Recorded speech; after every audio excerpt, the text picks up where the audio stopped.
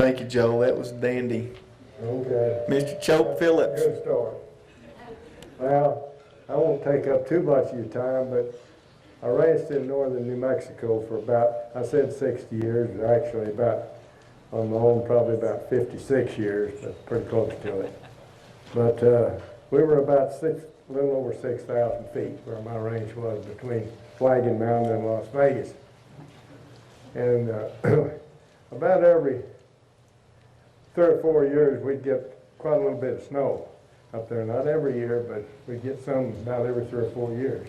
So I had a couple of hay sheds built, pretty good sized hay sheds. One of them was about 2 miles south of my house, and another one was about 5.5 miles from my house.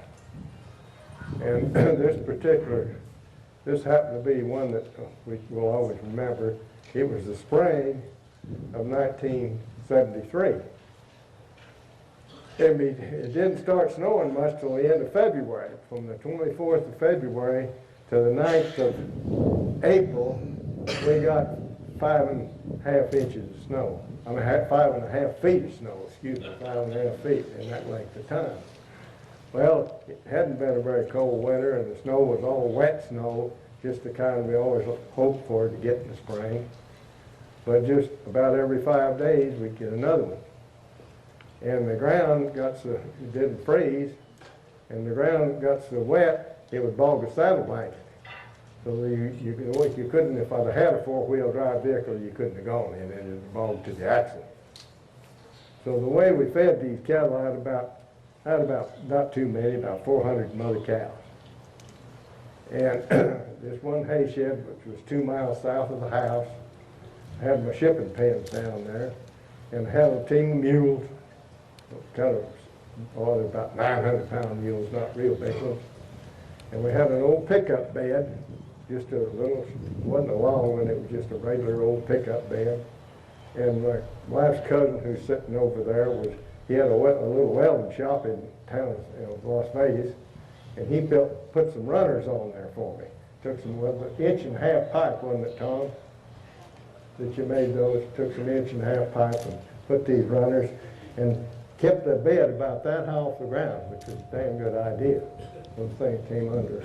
If it had been closer to the ground, they never could pull it because it had been dragging in the snow. So it was up high enough it didn't drag in the snow.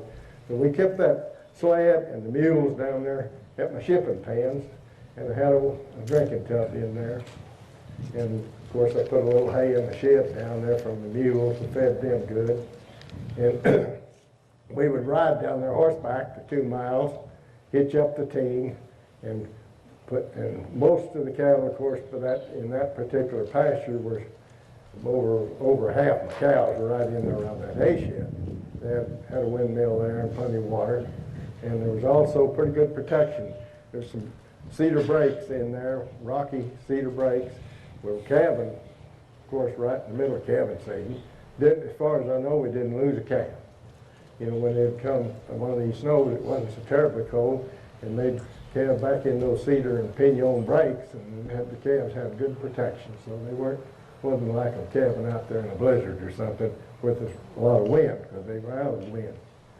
Anyway, we'd ride down there, hitch up the team. We could put about, I don't know, can't remember exactly, but we'd probably get about 7 or 8 bales of hay on that, no, more than that. We get about 12 bales of hay, 12 or 15 bales of hay on that little pickup bed. And we take that out, load it up with, and feed what cows are around there. Go back and get another load and probably make several trips with that and feed that bunch of cows. Well, in that same pasture, there was one bunch, fortunately, of about maybe 25 cows. It was on the other end of the pasture, which is about 2 miles, and it was all uphill, and it had protection and everything, but they'd calved up there.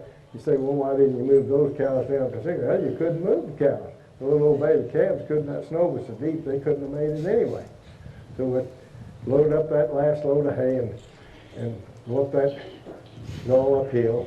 Not steep hill, but it was a little bit uphill when you're pulling a pretty good load of hay with those mules, probably getting a little bit tired at that time.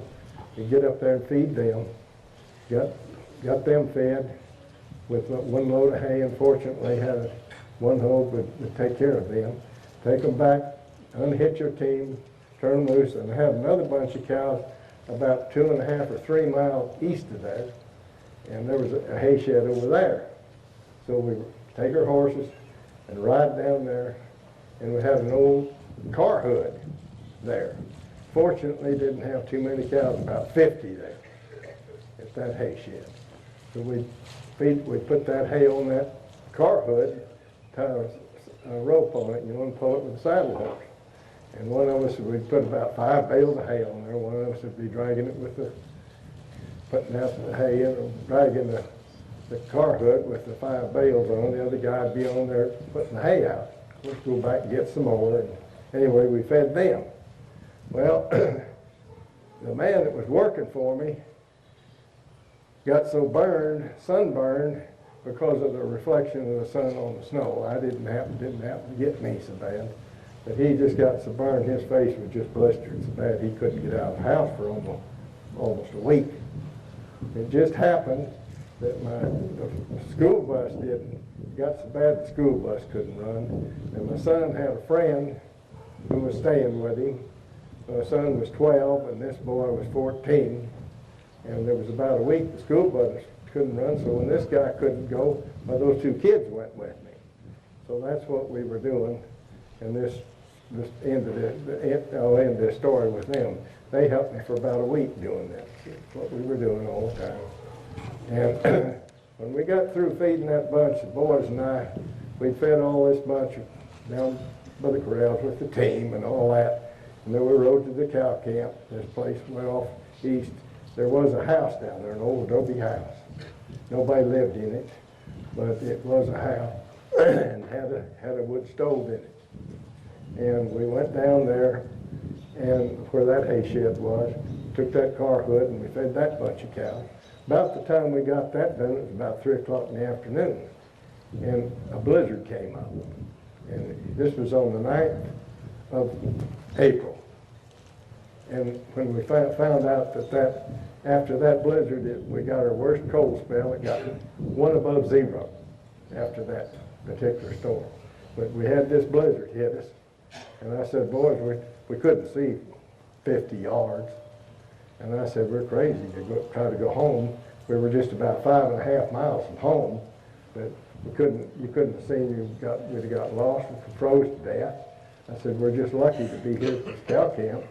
So we had this old wood stove. We gathered up some wood, built us a good fire in the stove, and the boys found a deck of cards in there.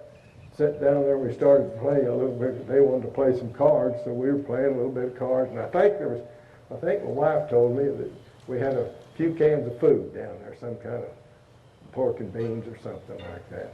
So it wasn't, we had a little something to eat. I said, we're going to spend the night here, boys. And they agreed. The only thing we could do, we tied our horses up there close by, and they had a little corral there for them. Of course, we gave them some hay. Well, we just sat down and played some cards. By that time, we'd been there about an hour or two, maybe 4:30. Of course, the days were short then. It was getting kind of the sun about something. If there would been any sun, there wasn't any sun, of course, because there was the blizzard blowing. And we heard this terrible racket. We looked outside, and the boys said, somebody's come to get us. I said, oh, you're crazy. Well, it was an Army tank. Made all this a full-track vehicle. And we just came out of, I guess, heaven or wherever, but there it was. We looked out, I said, you're crazy. We looked out there, and sure enough, there it was, this tracked vehicle.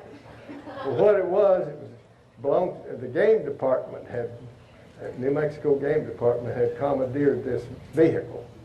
And they had gone out to various ranches to see if there was anybody stranded out there, someone, that be liable to freeze to death. And anyway, they came by my house, and my wife, they asked her, is there anybody off on the ranch? She said, well, my husband and 2 young boys are off down there about 5.5 miles from here.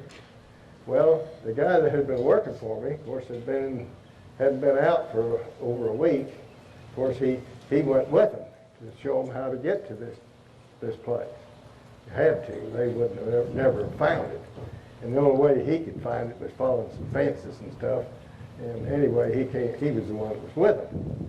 Of course, when he showed up with this army tank, it looked like come out of heaven.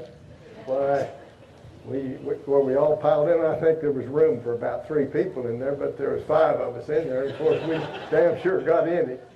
And they had an old dog, an old German Shepherd dog. He wasn't old, really. Actually, he was kind of young. He was a black dog.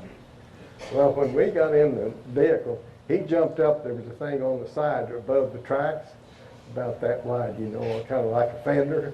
That dog, he was damn sure glad to go. He jumped up on that fender, and before we got home, that black dog had turned white. He looked like a polar bear because it was snowing so dang much. But anyway, that's the story, and it was really something you'll always remember, something like that. And it was quite a deal.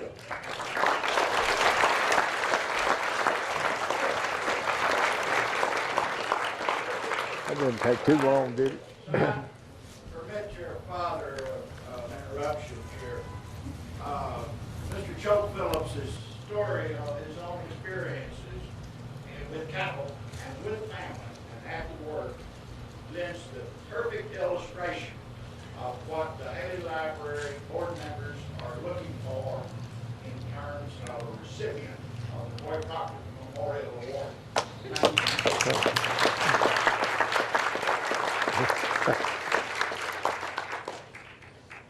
Thank you, Mr. Phillips. When did you say that?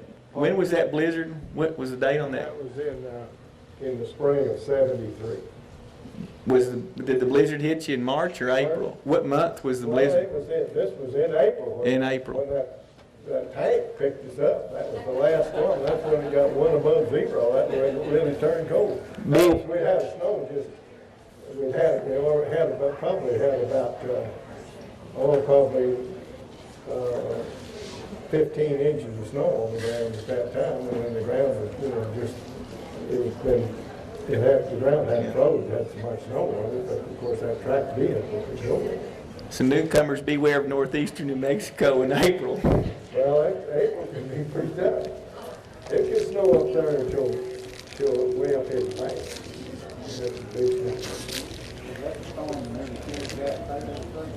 Well, there's been a lot of them. Where Jack went.